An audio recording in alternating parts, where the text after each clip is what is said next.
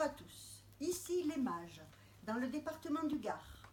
Nous nous trouvons dans la salle de cinéma de l'espace Beauquier. Nous sommes une dizaine de particuliers, pour la plupart membres du groupe Les Lectures du premier mardi. La lecture sera complétée par un peu de mise en scène, de musique, de chansons revisitées et accompagnées par la guitare. Nous allons lire le chant 23 de l'Odyssée, dans lequel Ulysse et Pénélope vont enfin se retrouver. Cette lecture vient d'être précédée d'un prologue résumé des principales aventures d'Ulysse.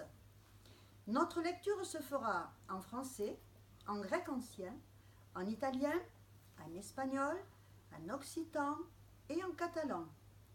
Nous participons ainsi au projet Odyssée 24, dans le cadre du Festival européen latin-grec, les langues et cultures de l'Antiquité étant profondément ancrées dans la culture de notre région.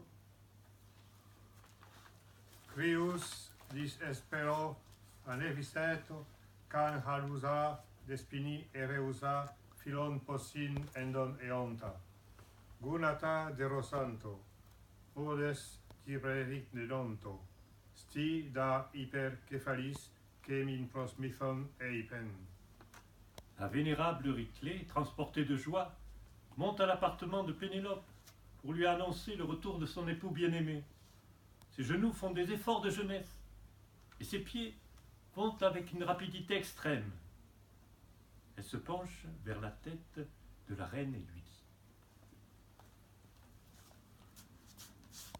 Afaniat, Penelope, aixecat, estimat infant, perquè per fi vegis aquell que durant tant de temps has estat esperant.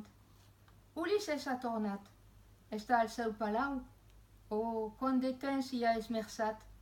Allen, vine.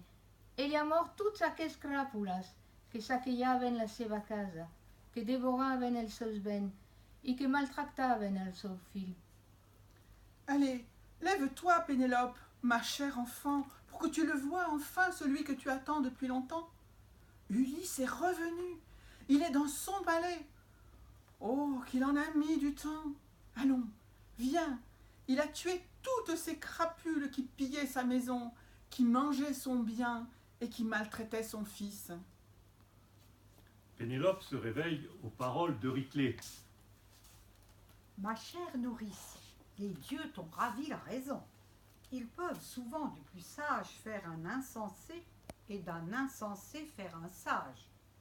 Sans doute ce sont eux qui t'ont frappé de folie, toi qui, jusqu'à présent, me paraissais être rempli de sagesse et de prudence.